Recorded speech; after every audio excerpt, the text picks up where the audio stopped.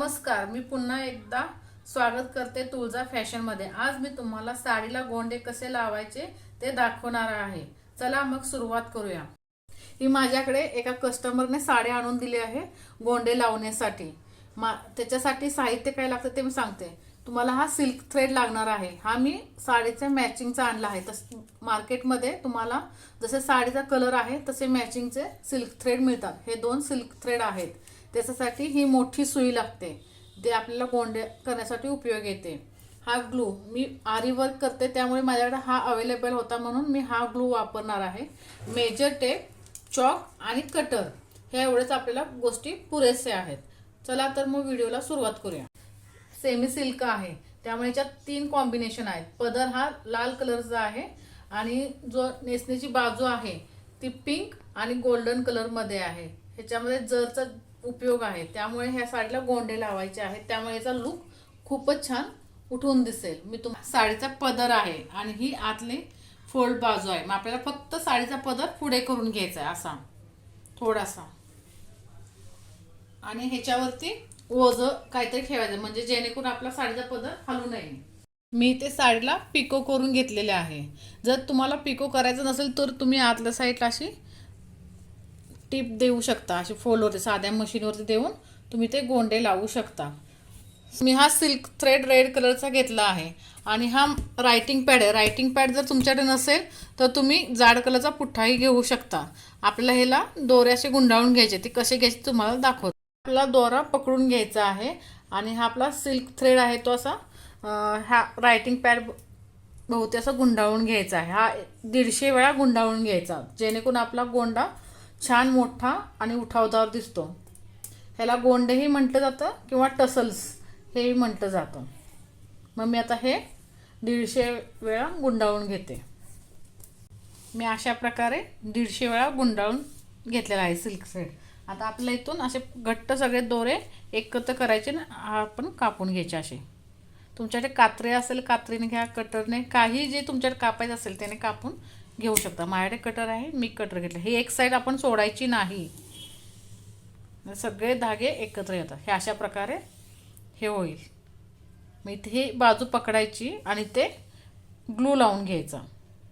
हे हा बोटावरती असा घ्यायचा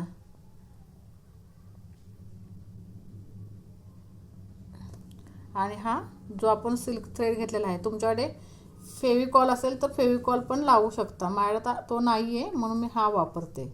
आणि हा असं चिकटवून घ्यायचं पूर्ण। असे 3 सिल्क थ्रेडचे 150-150चे मोठी अशी दोरी बनवून घेतलेली आहे। तुम्ही 150 घ्या किंवा 200 घ्या, तुमच्या आवडीवर डिपेंड आहे। मी असे 3 घेतलेले आहेत एकदम। मी इथे 4 इंचावरती मार्किंग करणार, इथे अर्धा इंच सोडायचा काठावरून आणि इथे 4 इंचावरती अशी खून करून घ्यायची। 4-4 इंचावरती मी गोंडे लावणार आहे। असे पूर्ण पदरला खून करून घ्यायची। पॅक करण्यासाठी हा सिल्क थ्रेड घेतलेला आहे गोल्डन कलरचा। हा मार्केटमध्ये पण मिळतो। ह्याने आपण गोंडा पॅक करणार आहे वरतून। ते कसं मार्केटमध्ये ही गोंड्यासाठी सुई मिळते, ही 5 ते 3 रुपयाला मिळते। मी आता ही सुई आहे ना ह्याच्यातून आरपार घालून घेणार आहे आणि ते होल पाडून घेणार आहे मोठं असं थोडंसं, म्हणजे माझा सिल्क थ्रेड ह्याच्यातून जाईल असा। आणि ह्याच्यामध्ये आपण सिल्क थ्रेड वळून घेऊन इथून असं होलमधून पण घालू शकतो। पण मी हे अशा पद्धतीने बनवलं आहे, ते मी आता वळून घेणार आहे ह्याच्यामध्ये, तुम्हाला दाखवते। हे असं मी आतल्या साईडला घेते बाहेर।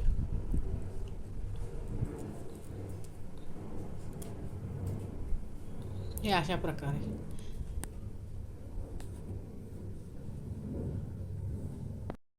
हे इथे आपण वळून घेतलेला आहे। आता आपण जो गोल्डन कलरचा दोरा वळून घेतला होता सुईमध्ये, त्याने आपण आता हे पॅक करून घेणार आहे। इथून असं काढून घ्यायची सुई आणि असं गोल राऊंडमध्ये पॅक करून घ्यायचं।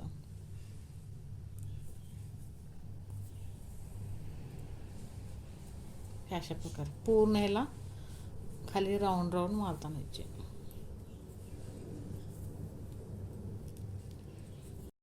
हा आपला आता गोंडा पूर्ण होत आला आहे। ह्याला आता मी गाठ मारून घेते, ती पाठीमागच्या साईडला अशी घालवायची आहे आपल्याला.